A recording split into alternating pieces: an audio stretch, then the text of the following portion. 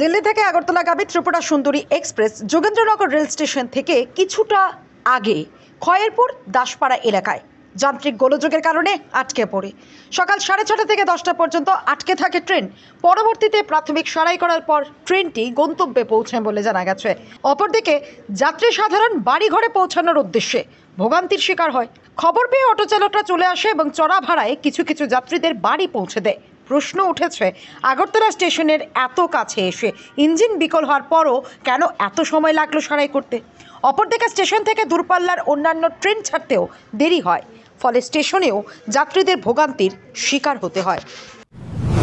ট্রেনটা যাওয়ার কথা ছিল, তো এখানে আটকালো আর যাচ্ছে না, কোথাও যাচ্ছে না। এখানেই বসে রয়েছি, অপেক্ষা করছি, এখন হবে তখন হবে।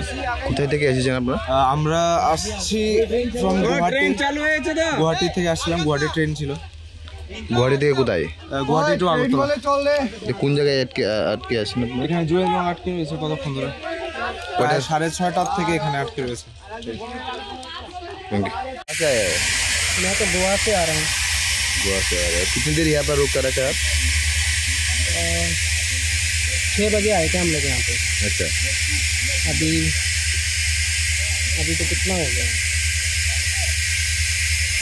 4 घंटा। 4 घंटे। कुछ पता है क्या हुआ था? इंजन खराब हो गया बोल रहे हैं लोग।